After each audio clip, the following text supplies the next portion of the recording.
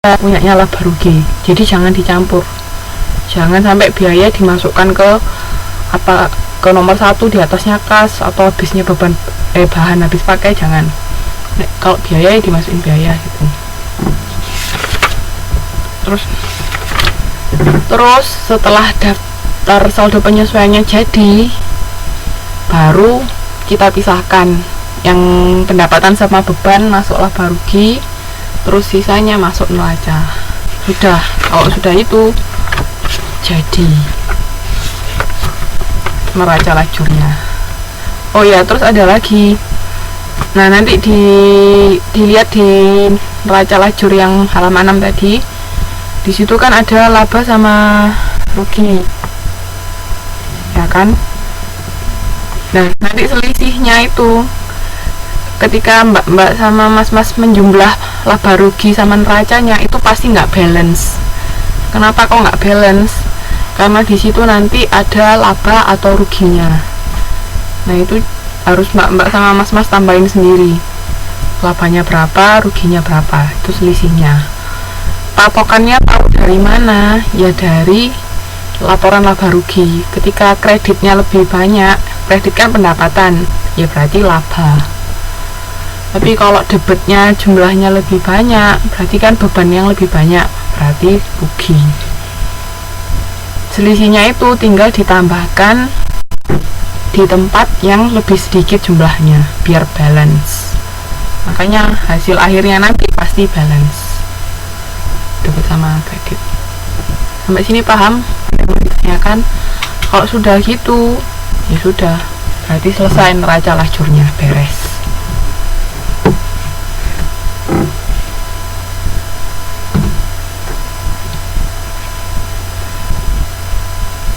Paham? Ada yang mau ditanyakan?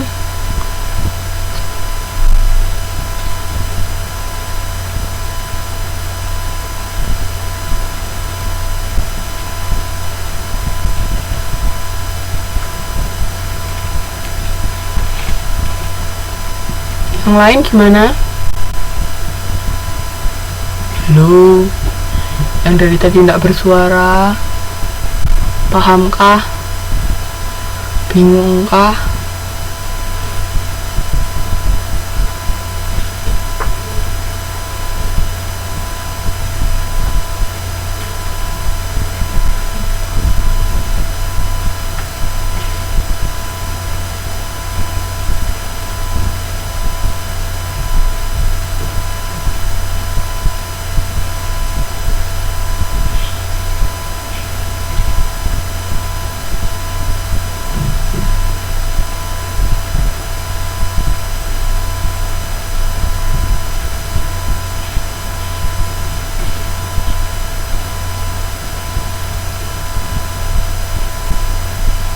Gimana?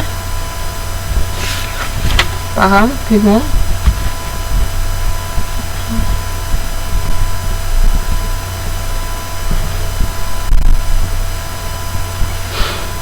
Ya sudah. Oke, sip. Kalau paham, itu sudah selesai neraca lajurnya. Terus kita sekarang masuk ke, ini mau istirahat dulu apa lanjut? Kalau mau istirahat dulu boleh istirahat 5 menit. Gimana?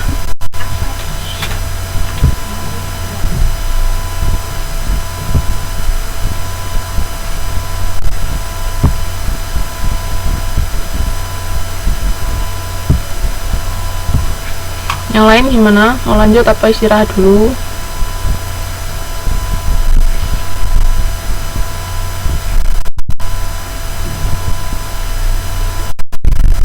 Lanjut. Yang lain belum sampai 50% jawab lanjut. Saya belum bisa memutuskan. Gimana yang lain lanjut kah?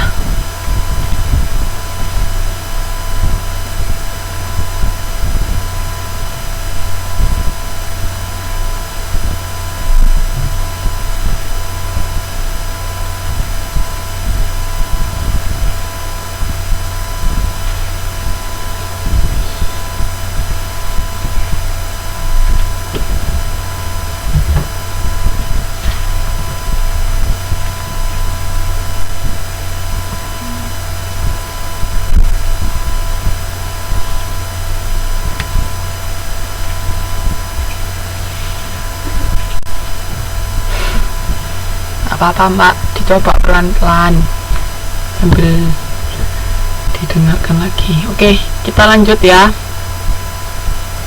Sekarang kita masuk ke penutupan buku atau closing entries atau jurnal penutupan.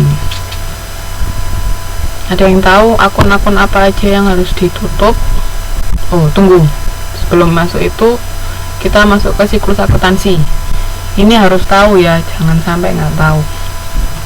Jadi siklus akuntansi, mbak-mbak sama mas-mas sudah belajar semua loh, ini sudah lengkap. Jadi harus tahu urutannya. Jadi yang pertama, siklus akuntansi itu transaksi.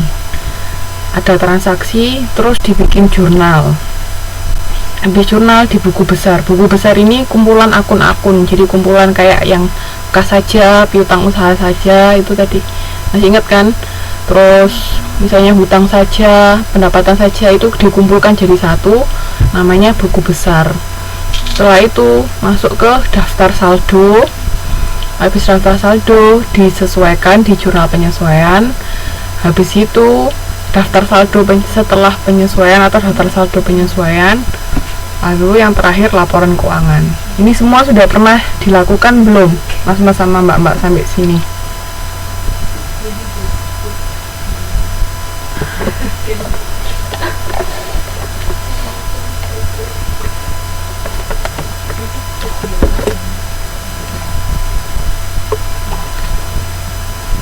Sudah pernah dilakukan belum semuanya?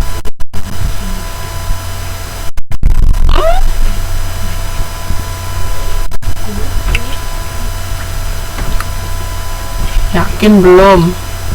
Sudah apa belum? Sampai tadi yang terakhir saya ajarkan raca lajur.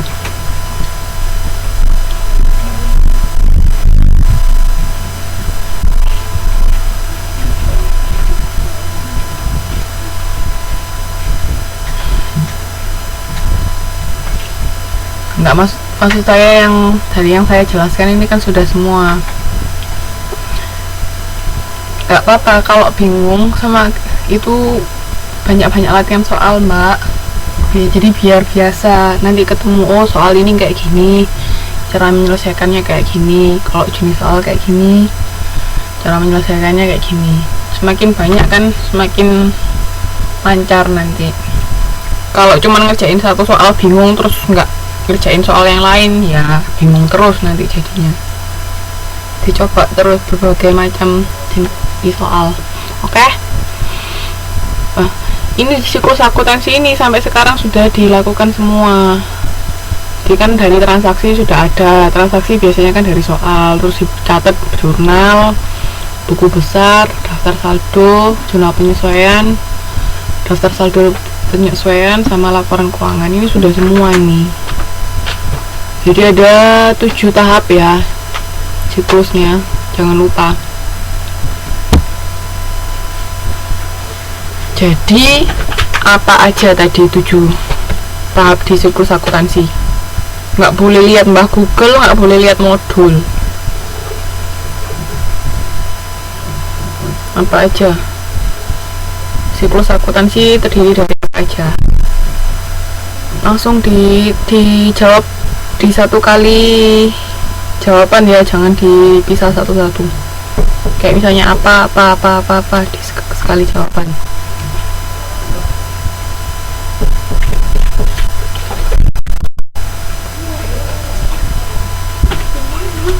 Kalau besok pagi lupa ya review lagi mbak, di review lagi sampai akhirnya ingat. Tidak masalah makanya itu kita perlu belajar. Nggak mungkin juga orang pertama kali belajar paham. Ya ada yang bisa pertama kali belajar paham, tapi tetap harus direview lagi. Walaupun pertama kali belajar paham, misalnya nggak dipakai lagi, lama ya lupa lagi, tetap harus direview sampai akhirnya benar-benar di luar kepala.